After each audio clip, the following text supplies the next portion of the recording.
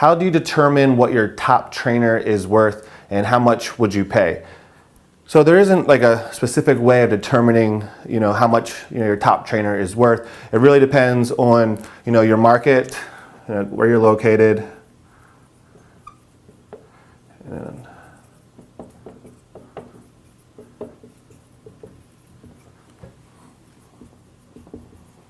so you want to know like what the going rate is for personal training, because most people are running boot camps, and that's what this person is referring to, is what to pay their top trainer to run a boot camp. So you want to go and see what the market, what the market value, what the going rate for a personal trainer is like in your area. So when I started, my boot camp, most trainers were making, if they were working for a big box gym, anywhere from $17 an hour to, $35, $45 an hour, depending on how much they were charging.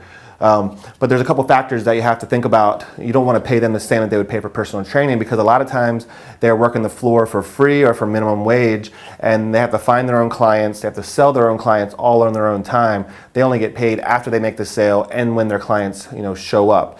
And they have to design the workouts, for their clients.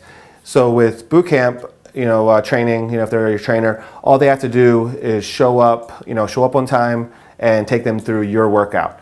If they're designing the workouts for you, like if it's your top trainer, you can pay them, a little bit more. I don't like to overpay, because like if you keep paying them more and more, once they are receiving that new pay, for 2 or 3 months, it becomes a new norm. They've already increased their spending when they go out by, $50, $100. They've already started buying nicer clothes, nicer apartment, whatever, and it becomes a new norm. They don't appreciate it as much, and they're going to be living, the same, type of lifestyle, or within the same type of means, and their stress level is going to be the same. They're always going to want to make more and make more. So other things that I would focus on besides paying them more is giving them recognition, letting them know how well of a job they're doing, give them a really good title. If they're your top trainer, it could be like your head trainer, head coach, and always talking them up. And I like to include my trainers in the collective goal for our entire gym as far as like sales retention goes. And if we hit those numbers for the month, not only do our sales teams get bonuses, but everybody gets a bonus as far as the trainers are concerned as well. And you'll end up paying less by giving them bonuses than by paying them more per hour. So for me, when a trainer, started, we were doing 1 hour sessions. So if you're doing 30-minute sessions, you're going to want to adjust, for that.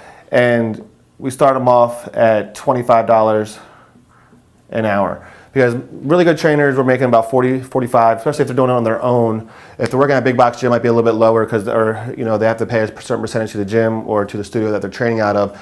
So I could justify the $25 by letting them know, like, you have a set amount of hours, like the client's going to be there, at least one person. If nobody shows up, you're still going to get paid. You don't have to design a workout. You're just just showing up and taking them through our workout. There's no other, besides giving them a good workout, being enthusiastic, high-fiving people, fixing their form, and being a good coach. After they're done, they're done. There's no more interaction, there's no more sales, there's no more follow-up, anything like that that's required of them. So it's just showing up, taking them through.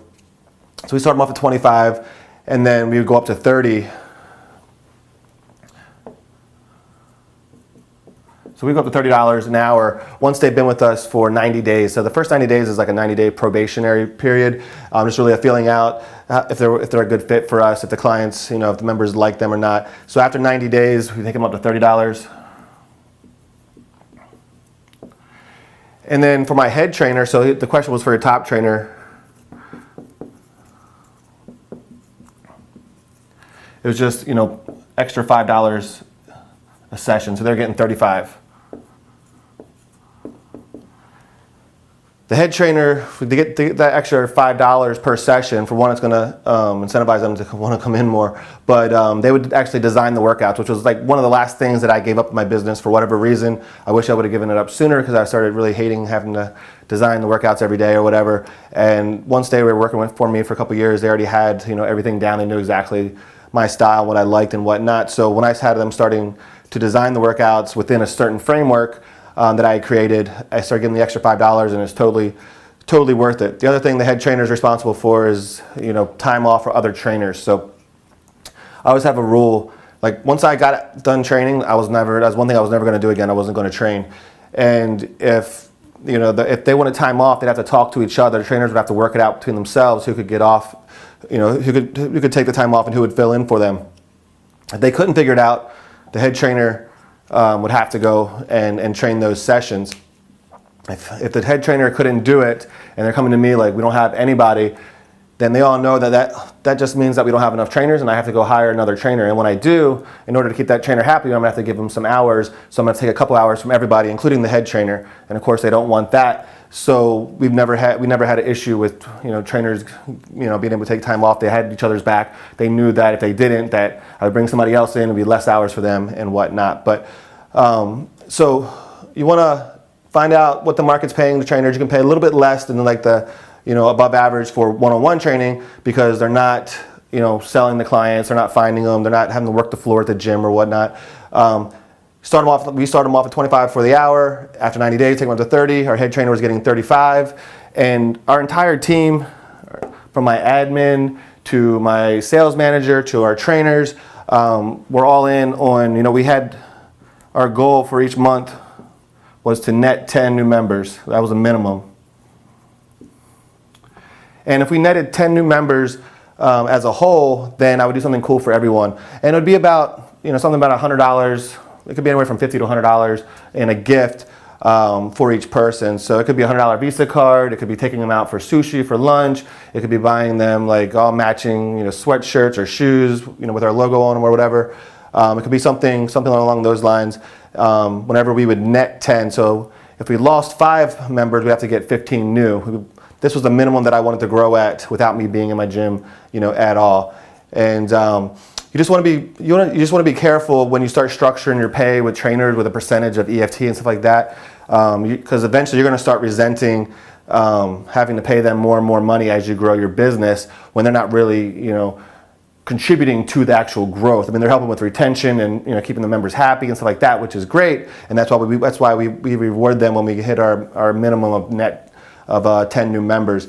Now our sales manager, we will pay on percentage base, but not the trainer. I did that at one point and it got to a point where when they were making an extra $300, $400, $500 a month based off of the EFT, then I could see that they were they started to get complacent and I had to really start pushing them to keep the same level of training, of interaction with the clients, of staying after and talking to people, stuff like that. So that's basically it. Don't overthink it. Keep it really simple. Keep your pay structure simple. It's just 25, take them up to 30, and then we end at 35. You can adjust these numbers based on where you're located or how long your sessions are, if they're 45 minutes or a half hour or whatever.